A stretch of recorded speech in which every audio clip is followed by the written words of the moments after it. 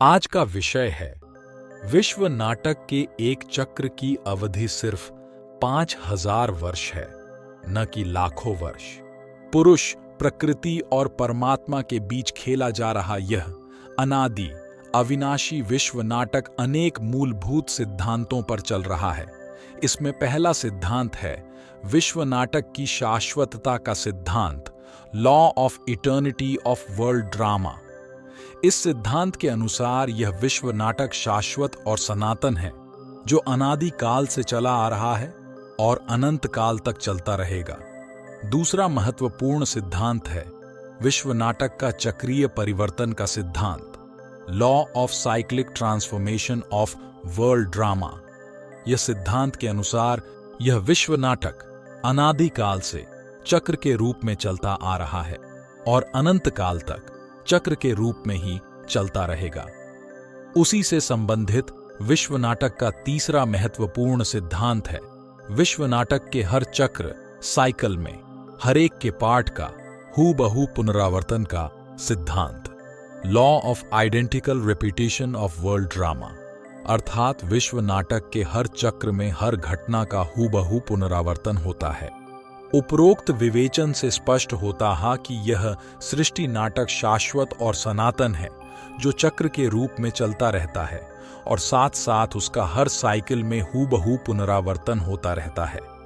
भगवद गीता में इस सृष्टि नाटक के एक पूर्ण बृहद चक्र, मेगा साइकिल को एक कल्प कहा गया है, जिसकी अवधि का समय मात्र 5000 वर्ष है। विज्ञान की भाषा में इस कल्प रूपी विशाल चक्र का आवधिक काल, पीरियोडिक टाइम, 5000 वर्ष है। इस चक्र में हर परिवर्तन श्रेष्ठ से कनिष्ठ की ओर, नए से पुराने की ओर का होता है, जिसे हम लॉ ऑफ डिजेनरेशन भी कह सकते हैं। ऐसे परिवर्तनशील सृष्टि चक्र के पहले आधे भाग को ब्रह्मा का दिन और दूसरे आधे भाग को ब्रह्मा की रात के रूप में जाना जाता है। ब्रह्मा के दिन के भी 2 भाग दिखाए गए हैं, जो सृष्टि चक्र की शुरुआत के 2 भाग है, जिसे सतयुग गोल्डन एज और त्रेता युग सिल्वर एज कहा जाता है। इसी तरह ब्रह्मा की रात के भी 2 भाग दिखाए गए हैं, जिसे द्वापर युग कॉपर एज और कल युग आयरन एज कहा जाता है। इस प्रकार यह सृष्टि चक्र 4 युगों का चक्र है। हर युग का समय समान है, इसीलिए हर युग का समय 1250 वर्ष का होगा। अब हमारे शास्त्रों में एक एक युग को लाखों वर्ष का माना गया है। इस हिसाब से यह सृष्टि चक्र तो लाखों वर्ष का हो जाएगा, लेकिन यह सत्य नहीं है। यह विश्व नाटक का चक्र सिर्फ 5000 वर्ष का है और हर 5000 वर्ष में उसका पुनरावर्तन होता रहता है। आइए इस सत्य को हम तर्कबद्ध और विज्ञान की दृष्टि से समझें। आज हम वर्तमान समय की परिस्थिति को देख जरूर कहेंगे कि वर्तमान समय सृष्टि नाटक का कनिष्ठ समय चल रहा है। विश्व में आज जो दुष्टता, भ्रष्टता, दुराचार, पापाचार, तमोप्रधानता हमें दिखाई देती है, वो शायद ही इतिहास के किसी समय में मिलेगी। अर्थात निश्चित रूप से यह समय कलयुग के अंत का समय है। यह भी निर्विवाद है कि इस विश्व नाटक का सर्वश्रेष्ठ समय सतयुग के आदि में था, जो पूर्ण पुरुषोत्तम श्री कृष्ण का कार्यकाल का था। ऐसा कहा जाता है कि उस समय भारत सोने की चिड़िया था। शास्त्रों में उसका वर्णन सोने की द्वारिका के रूप में किया गया है। अब हमारे शास्त्र कहते हैं कि पूर्ण पुरुषोत्तम श्री कृष्ण का जन्म आज से 5000 साल पहले हुआ था। इसका मतलब यह हुआ कि सतयुग के आदि से लेकर कलयुग के अंत तक का समय 5000 वर्ष का है, जो पूरे सृष्टि चक्र की अवधि होगी। इस प्रकार हम कह सकते हैं कि इस परिवर्तनशील सृष्टि नाटक को सर्वश्रेष्ठ सतयुग के आदि से कनिष्ठ कलयुग के अंत तक परिवर्तन होने में 5000 वर्ष लगते हैं। दूसरा मुद्दा यह है कि ईसाई धर्म में यह मानते हैं कि ईसा मसीह से 3000 साल पहले दुनिया में स्वर्ग था, अर्थात सतयुग के आदि का समय था। हम जानते हैं कि ईसा मसीह आज से 2000 साल पहले हो गए। इसका अर्थ यह हुआ कि आज से 5000 साल पहले सतयुग था, आज कलयुग का अंतिम समय है। तो इस संदर्भ में भी यह विश्व नाटक 5000 वर्ष से ज्यादा का नहीं हो सकता है। आज का आधुनिक विज्ञान भी मानता है कि इस सृष्टि चक्र का आवधिक समय 5000 वर्ष से कम नहीं हो सकता।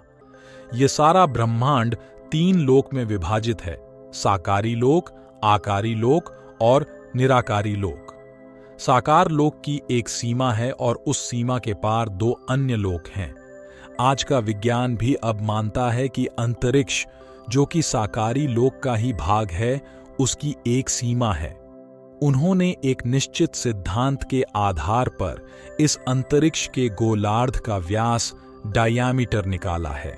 पॉइनकेयर और डिकार नाम के 2 वैज्ञानिकों ने इस क्षेत्र में संशोधन करके अंतरिक्ष के व्यास और इलेक्ट्रॉन के व्यास के अनुपात रेशियो की खोज की, जिस अनुपात को डिकार नंबर कहा जाता है।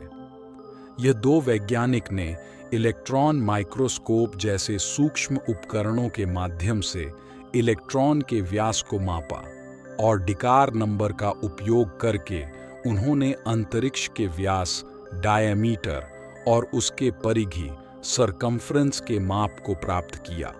अब आज विज्ञान कहता है कि अगर इस सृष्टि नाटक का हूबहू पुनरावर्तन होता है तो किसी भी स्थान से निकलने वाली प्रकाश की किरण के लिए पूरे अंतरिक्ष की परिधि जितना अंतर काट करके अपने स्थान पर लौटने का समय उसे मिलना चाहिए। हम जानते हैं कि सूर्य के प्रकाश की गति 3 लाख किलोमीटर प्रति सेकंड की है। वैज्ञानिकों ने गिनती करके ये ढूंढ निकाला कि इस गति से अंतरिक्ष की परिधि के बराबर दूरी तय करने में लगभग 5000 साल लगेंगे। इस आधार पर भी हम कह सकते हैं कि इस सृष्टि नाटक के एक चक्र का समय 5000 वर्ष से कम भी नहीं हो सकता। वर्तमान समय चल रहे संगम युग में निराकार ज्योति स्वरूप परमात्मा शिव ने प्रजापिता ब्रह्मा के शरीर के माध्यम से 5000 वर्ष के इस सृष्टि नाटक के आदि, मध्य और अंत का इतिहास समझाया है। अब अगर हम विश्व के इतिहास पर नजर डालें तो आज हमारे पास करीब 2500 साल का प्रमाणित इतिहास है। यदि इस 2500 वर्ष के इतिहास की तुलना परमात्मा द्वारा वर्णित 5000 वर्ष के इतिहास से की जाए तो इस 2500 वर्ष का प्रमाणित इतिहास सृष्टि नाटक के द्वापर युग और कलयुग से काफी मिलता जुलता है। इस आधार पर यह निर्धारित किया जा सकता है कि द्वापर युग और कलयुग की अवधि 2500 वर्ष है। अब जब सृष्टि नाटक में सतयुग, त्रेता युग, द्वापर युग और कलयुग चारों ही युग की अवधि एक समान ही है, तो पूरे सृष्टि चक्र का समय 5000 वर्ष से अधिक नहीं हो सकता। इस तार्किक एवं वैज्ञानिक अभिगम से की गई चर्चा से स्पष्ट होता है कि इस बृहद विश्व नाटक के एक पूर्ण चक्र की अवधि 5000 वर्ष से ज्यादा नहीं हो सकती। ओम शांति। मित्रों, आज की हमारी यह प्रस्तुति यहीं समाप्त होती है। यह प्रस्तुति आपको कैसी लगी? कमेंट्स में जरूर बताइएगा और अगर आप हमारे चैनल पर नए हैं तो हमारी चैनल को सब्सक्राइब अवश्य कीजिएगा। तो मिलते हैं अगली वीडियो में। तब तक के लिए अपना ख्याल रखें। धन्यवाद। नमस्कार।